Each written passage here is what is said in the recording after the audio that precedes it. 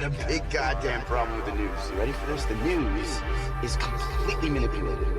Everything you hear every single day is designed by corporate media to do one thing and one thing only. To keep you living in fear. Total fear. Fear, so you go out and you spend money on things you probably don't even need, things you probably already have six of, so that their advertisers can keep buying ads on their stations. I'll tell you one more thing. You ready for this? I'll do this all day, man. First Matrix was adapted successfully from my copyrighted script and copyrighted book, and it won 4 Oscars. But they don't want to touch it. They don't want to talk about it. They did reference it in the Resurrection movie. They kept referring back to it in the video game and all this stuff. But they had lied many years ago. So I own the copyrights to the game. I own the copyrights to all the derivative movies. I don't even know why they are lying to the public. This work came from my copyrighted script and copyrighted book. They adapted it to the screen in all these movies you saw, except for the last one, Matrix Regurgitation, Resuscitation, Bringing Something Back, or Resurrection has nothing to do with my work or the trilogy. First Matrix was adapted successfully from my copyrighted script and copyrighted book, and it won 4 Oscars. But they don't want to touch it. They don't want to talk about it. They did reference it in the Resurrection movie. They kept referring back to it in the video game and all this stuff. But they had lied many years ago. That's what happens when you steal. You can't recome stealing. And so modern Western civilization has emerged with this dual face. On the one hand, a face which is very ugly, morally and spiritually. And on the other hand, a face which is indescribably attractive. I was inspired by God, science fiction story, which became The Matrix and Terminator. I was inspired by God. What I wrote was the second coming of the Christ, the evolutions of consciousness, man versus the machine. So JC, John Connor's Jesus Christ, grows up to be Neo, one and the same in the Matrix. Neo is an anagram for the one. And Jesus was the only one called one. Now, I didn't write the story biblically. I wrote it in science fiction form, but it references the Bible and past, present, and time travel. It references Revelations, end time, Revelations, Terminator. And the Terminator is the prequel or the beginning of that epic story.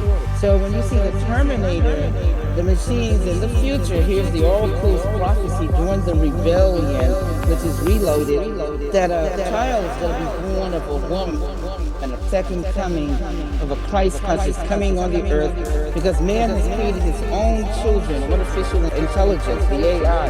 And this AI is oppressing the people like it's doing right now. That we're living in the Matrix, not the metaverse, but the Matrix world right now that I prophesized in 1981, 83, and 84, my copyrights. And so modern Western civilization has emerged with this dual face.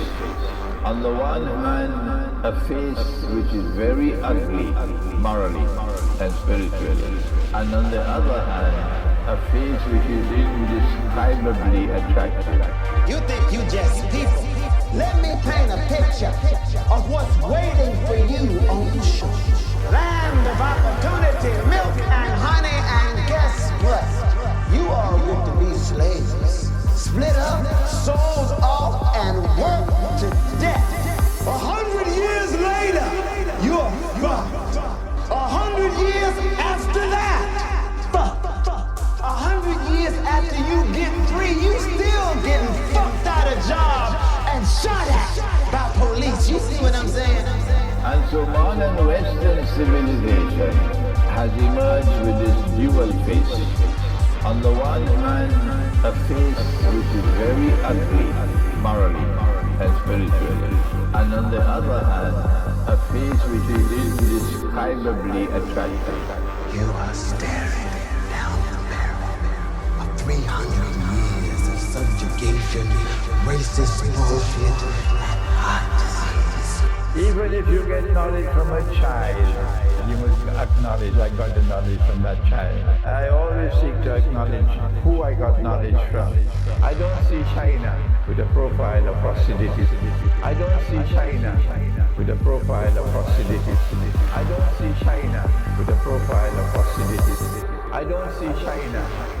profile of hostility. I don't see China with a profile of hostility. I don't see China with a profile of hostility.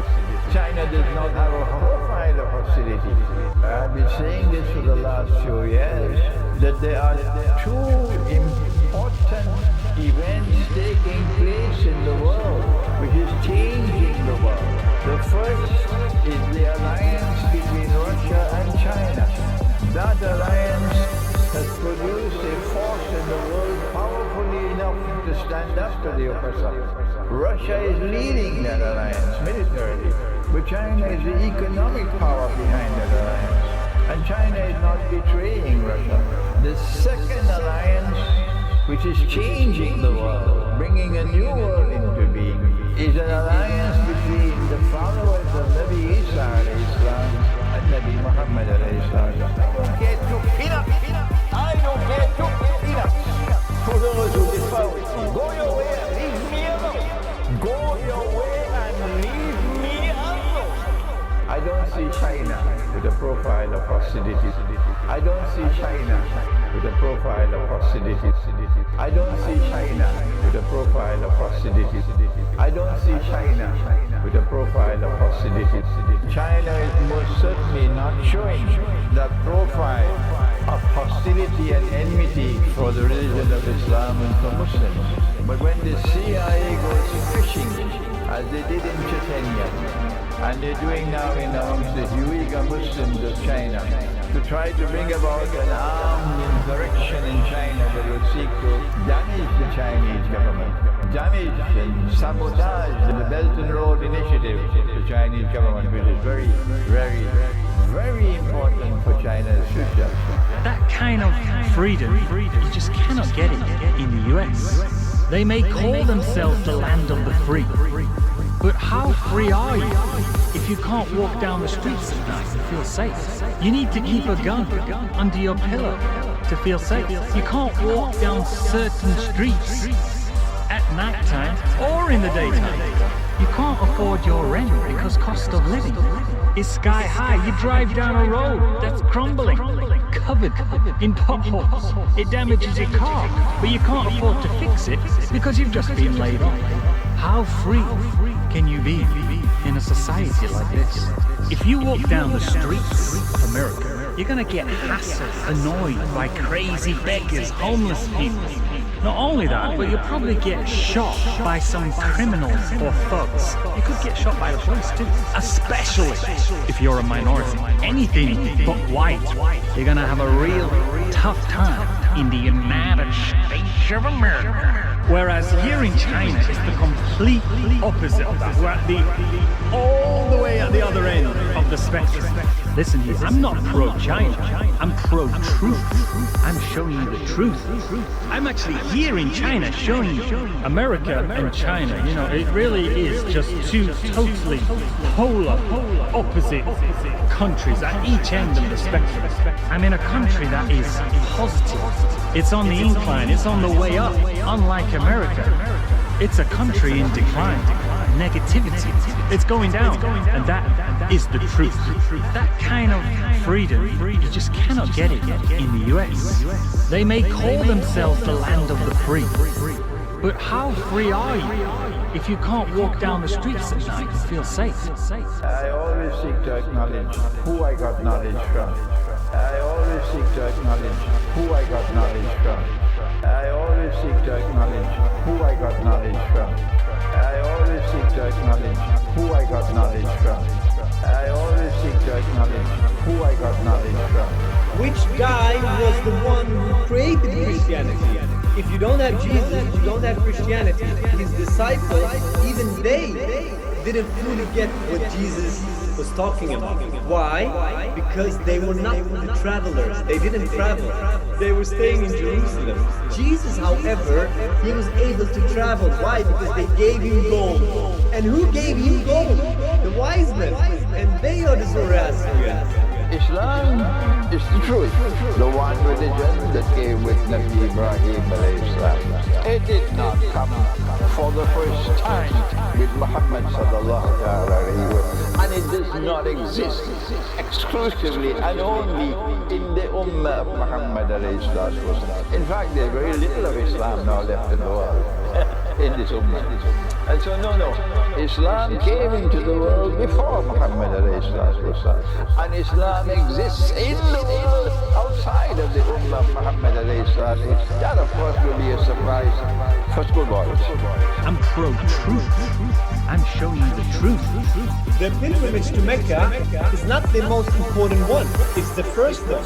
I asked you why do you pray towards this, so you know the central point. Where the artificial central point is, it was Ishmael who was here. We can explain it through Judaism, Christianity. We can explain it through Hinduism and Buddhism. We can explain it from Greek mythology to Norse mythology, Viking stories. We can explain it scientifically. We can explain it in every way you want. And this should be the biggest question of them all. How you know if you're really the chosen one is if you really have different energies trying to stop you from being your true authentic self. Little did they know that you're very rare, that your energy is very, very rare. Why are you guys praying towards this cube here? Why? So this stone came from heaven. That means that heaven is a physical place. How did Adam and Eve went from Eden to this world? That's the question. You're telling me, ask the right question. Okay, I am raising this question to all the priests in the world, to all the imams, to all the rabbis, to all of them. Hey guys, all this paradise you are talking about, where is it? Why are you guys praying towards this cube here? Why? This is a cube. It's a man-made structure that they pray towards. And here is a stone that they call Hajar al-Aswad, that means the black rock. They say that this black rock comes from heaven. How can I go to this heaven? Why are you guys praying towards this cube here? Why?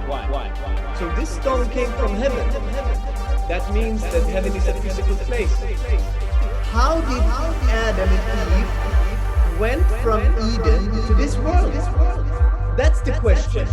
You're telling me, ask the right question. Okay, I am raising this question to all the priests in the world, to all the imams, to all the rabbis, to all of them. Hey guys, all this paradise you are talking about, where is it?